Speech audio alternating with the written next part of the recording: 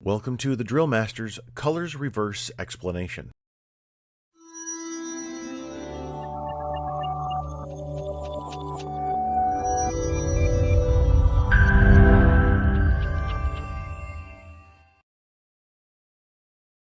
Before we begin, we need to define the nomenclature of the foot for our purposes, marching techniques, and understand what a face in march is. Pivots are made on the platform of the foot. The platform is the ball of the foot and everything forward. What we call the ball of the foot is the first knuckle of the big toe. The ball is not solely used in a pivot. When we march forward, a heel strike is required. When we march forward at a half step, the Army, Air Force, and Space Force still require a heel strike, while the Marine Corps, Navy, and Coast Guard must use a toe strike. When we march in place, a toe strike is required. We don't use a whole foot strike at any time. Here are two versions of the faces in marching while marching. I use face in march as a shorter term. The Training Circular, Marine Corps Order, and Air Force pamphlet all describe the face in march. That lateral spacing between the feet is called your walking base. Measured at the heels, it's about 2 to 5 inches. Maintain a walking base into the pivot and recreate your walking base on the first step after the pivot. A heel strike is required for every step pictured here except what I call the halt step, indicated at top left. This step happens just before the face in march to the right. The terms outside and inside, when used to describe pivots, identify the foot on which the pivot takes place. Here, pivoting to the right on the right foot is an inside flank, and pivoting to the left is an outside flank. The red footprint here identifies a potential technique issue. Many times this step for any pivot at any time will be what I call a slap step. It is very common for outside flanks in either direction. A slap step is a whole foot placement or even a platform placement that makes an audible slap on the marching surface. That is improper application of marching technique. You must heel strike. Here are the two faces in marching from a static position. If we are moving to the left or right, again, we pivot on the platform of the right foot.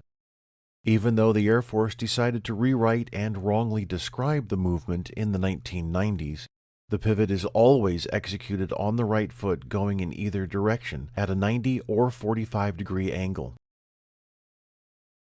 I have edited this definition to concentrate on our focus. The reason I highlighted the words column movements is because the definition allows the face in march to be executed while marching and standing still.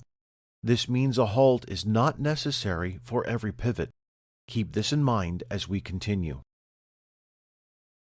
You may want to pause here to read the full definition. I will read the portion highlighted. To execute the move, pivot to the right or left on the platform of the right foot, 90 degrees, and step off in the indicated direction with the left foot. Execute the pivot and step in one count and continue marching in the new direction. The emphasis here is mine. The bullets referenced are next. I will read bullet 3 from paragraph 417 because it needs to be highlighted. When executed from the halt, all steps except right step begin with the left foot. This helps us understand the movement from the halt with the previous parts of the definition. Colors reverse can be performed while standing still or marching. Let's look at it from a static position. First, we will look at the movements of the right rifle guard. These are outside flanks. When the sequence is finished, each individual marches in place until forward march or halt is called. Here, the right rifle guard takes 2 steps forward, faces to the left in marching, takes 1 full step and 3 half steps, faces to the left in marching again, and takes 2 steps in the new direction. What you see in the highlighted box is a left flank, but it's also a face in march to the left. Let's take a closer look.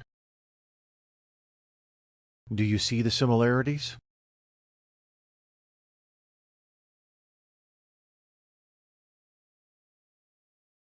The commander executes a left face in march, pivoting on the right platform, kicking the left foot out 90 degrees to the left for a step with a heel strike close to the organizational bearer's spot.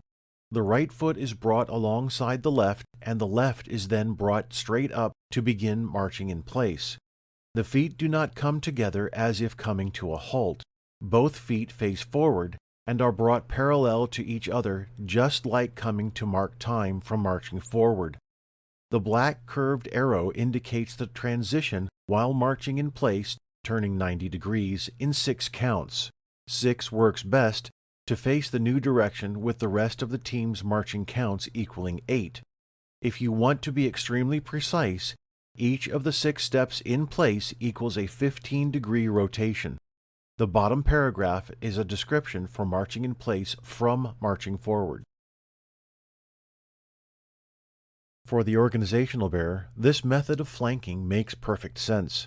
There's no need to execute a face in march. However, for whatever reason, the TC states that both pivots are to be a face in march, and that requires the pivot to be made on the right foot. We will look at that next. This is the required movement for the organizational bearer, the face in march. Again, for whatever reason, the TC states that both pivots are a face in march. The first pivot must be executed after bringing both feet together, since the left foot is leading. The second pivot does not require the feet to come together, since the right foot is already in place to execute the pivot. Remember, all pivots must be executed on the right foot. Left rifle guard executes movement similar to and simultaneously with the organizational bearer. Because the guard follows the org bearer for 3 steps, the training circular's explanation of the steps needs to be reversed. Instead of taking a full step and 3 half steps, the guard needs to take 3 half steps and a full step. The last full step can look a bit strange, but keeping your center of balance in place as you move forward will help eliminate the possible awkwardness. Here is an option for you. The white footprint indicates the foot where the org bearer will pivot off to his position in the formation. That means the third step, highlighted in blue, and the last step could be better applied if metered. By metered, I mean that this step can be longer than 15 inches to help the last step fall in line with the final position so that the guard does not march at an angle. Now we come to the marching version of colors reverse. Commands should be called as the left heel strikes the marching surface, not just any random part of the foot. This helps the team react with the best timing possible. The key here to understanding why the commands are called on the left foot and how to execute the movement while marching is to imagine the team standing still. Let's start with the feet at the bottom of the slide. The command of execution is called on the left foot here as required by the description provided in the training circular. If the command were called on 2 consecutive right steps, the reaction would come on the foot with the command of execution, and that's just too soon. Let's move up to the second set of feet. Imagine that what I have labeled here as the first step is the team standing still. Now move up to the third set of feet with the label second step. This second step of the move while marching exactly matches the first step when static. This is the reason why the command must be called on the left foot. Since everyone's left foot is in the first step position, as if the command was called while standing still, the team executes the same movements with the same number of steps and face in march technique. Essentially nothing changes. Paths must be square. Do not round corners or angle over. The red lines show angled marching. The team falls in at close interval and marches at close interval. Keep that spacing at all times. Close interval is about 6 inches measured at the shoulders or 4 inches measured at the elbows. Placement of the team during the move depends on where the commander stands. The team does not exactly replace each other facing in the opposite direction. There is a slight shift of the team to the original right.